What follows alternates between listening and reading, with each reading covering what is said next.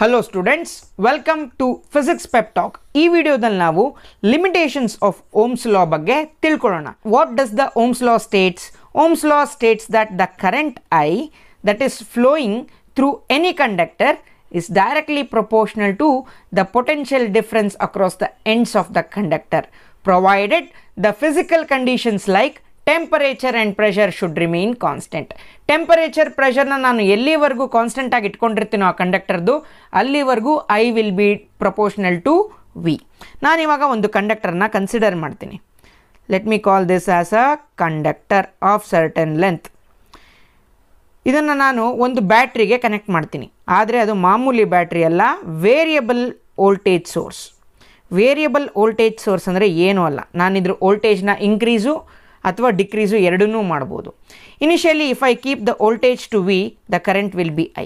ಆಮೇಲೆ ನಾನು ಅದನ್ನು ಇಂಕ್ರೀಸ್ ಮಾಡ್ಕೋತಾ ಹೋಗ್ತೀನಿ, correspondingly I should also increase.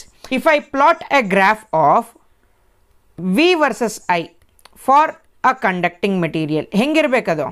That should look like a straight line ಅಲ್ವಾ? ಈ ಥರ ಇರಬೇಕು. ಇದು ಲೆಕ್ಕದ ಪ್ರಕಾರ ಥಿಯರಿಟಿಕಲಿ ಹಿಂಗಿರಬೇಕು. ಆದರೆ ನಾನು ವೋಲ್ಟೇಜ್ ಇಂಕ್ರೀಸ್ ಮಾಡ್ತಾ ಹೋದಂಗೂ ಕರೆಂಟ್ ಇಂಕ್ರೀಸ್ ಆಗುತ್ತೆ. ಎಲ್ಲಿವರೆಗೂ?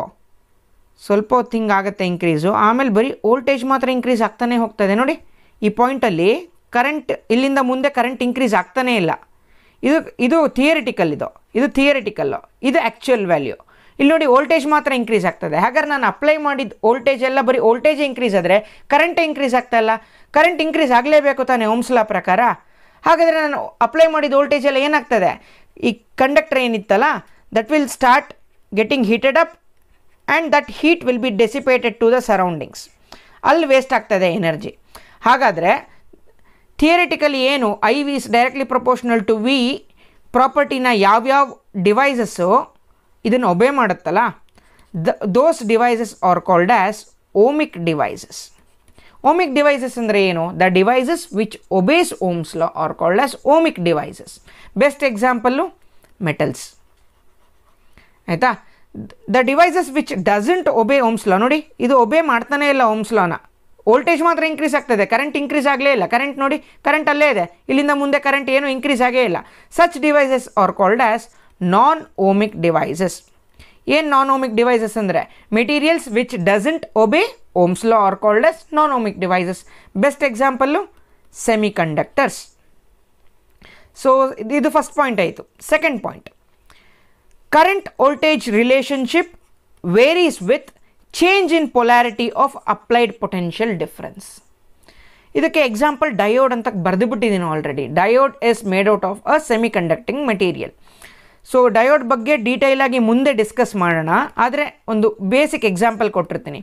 Diode is denoted by a symbol like this. ಇದಕ್ಕೆ ಒಂದು ಪಾಸಿಟಿವ್ ಟರ್ಮಿನಲ್ ಅಂತ ಇರುತ್ತೆ, ಒಂದು ನೆಗೆಟಿವ್ ಟರ್ಮಿನಲ್ ಅಂತ ಇರುತ್ತೆ.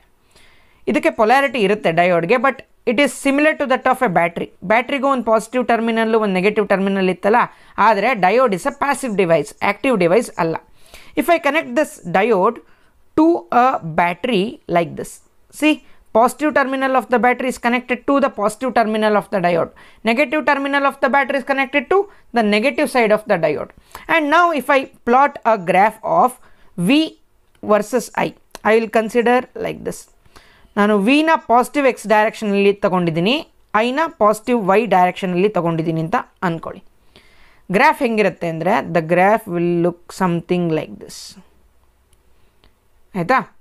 So the maximum current that I have measured for a voltage of 2 volts ಅಂತ ಅಂದ್ಕೊಳ್ಳಿ. 2 ವೋಲ್ಟ್ಸ್ಗೆ ಮ್ಯಾಕ್ಸಿಮಮ್ ಕರೆಂಟು 2 ಮಿಲಿ ಆ್ಯಂಪಿಯರ್ಸ್ ಅಷ್ಟು ನಾನು ಮೆಷರ್ ಮಾಡ್ಕೊಂಡಿದ್ದೀನಿ ಇವಾಗ. ಹಾಗಾದರೆ ನಾನಿವಾಗ ಇದನ್ನು ಪೊಲ್ಯಾರಿಟಿನ ರಿವರ್ಸ್ ಮಾಡ್ತೀನಿ, ಆಯಿತಾ? ಹಿಂಗಿದ್ದ ಡಯೋಡ್ನ ಈ ಥರ ಕನೆಕ್ಟ್ ಮಾಡ್ಕೋತೀನಿ. ಏನಿಲ್ಲ, ಪಾಸಿಟಿವ್ ನೆಗೆಟಿವ್ ಟರ್ಮಿನಲ್ನ ಉಲ್ಟಾ ಮಾಡಿದೆ ಅಷ್ಟೇ ನಾನು ಇವಾಗ negative terminal of the diode positive terminal of the ಬ್ಯಾಟ್ರಿಗೆ ಕನೆಕ್ಟ್ ಮಾಡಿದೆ. Negative terminal of the battery is connected to the positive terminal of the diode.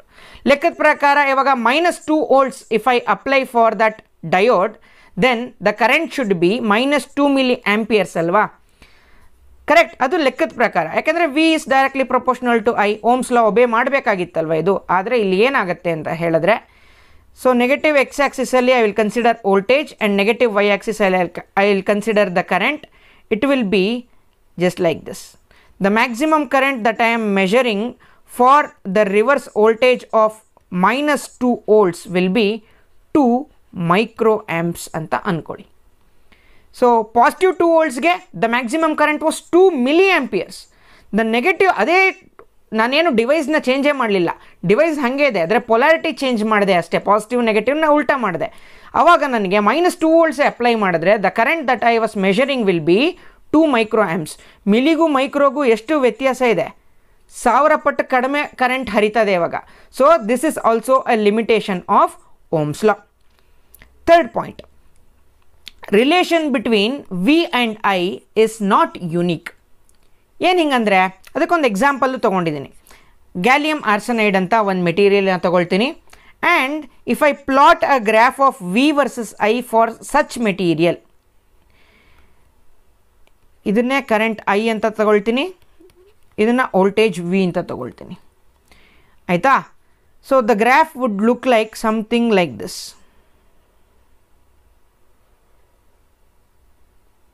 ಈ ಥರದ್ದೇನೋ ಗ್ರಾಫ್ ಬಂತು ನೋಡಿ. The minimum current that I am measuring, this is the minimum current ಅಲ್ವಾ.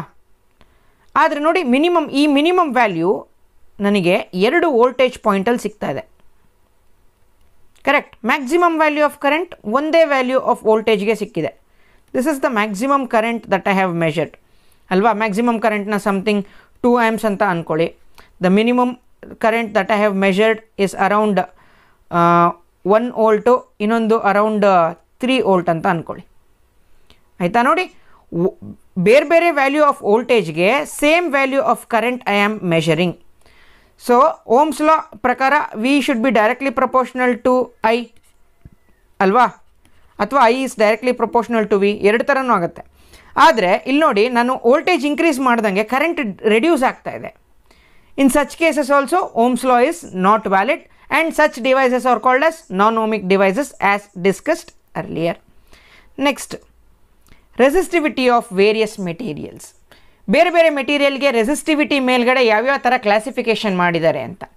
Based on the resistivity materials are classified into 3 groups, that is conductors, insulators ಮತ್ತು semiconductors ಅಂತ. ಕಂಡಕ್ಟರ್ಸ್ಗೆ example ಏನಂದರೆ ಎಲ್ಲ metals conductors, they are good conductors. ಅದಕ್ಕೆ resistivity ಎಷ್ಟಿರುತ್ತೆ ಅಂದರೆ 10⁻⁸ ohm metre to 10⁻⁶ ohm meter. ಇದು ತುಂಬ ಕಡಿಮೆ resistive, they are highly conductive, ಆಯಿತಾ.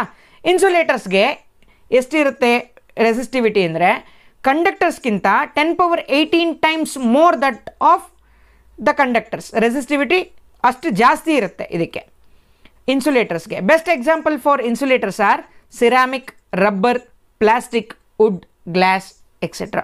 ಇದಕ್ಕೆ ರೆಸಿಸ್ಟಿವಿಟಿ ತುಂಬ ಜಾಸ್ತಿ, ಕಂಡಕ್ಟಿವಿಟಿ ತುಂಬ ಕಡಿಮೆ. Next is semiconductors. ಸೆಮಿಕಂಡಕ್ಟರ್ಸ್ಗೆ ರೆಸಿಸ್ಟಿವಿಟಿ ಎಷ್ಟಿರುತ್ತೆ ಅಂದರೆ it varies from 10⁻⁶ ohm metre to 10 ohm metre. This resistivity lies between that of conductors and insulators. Best example for semiconductors are silicon, germanium and so on and so forth.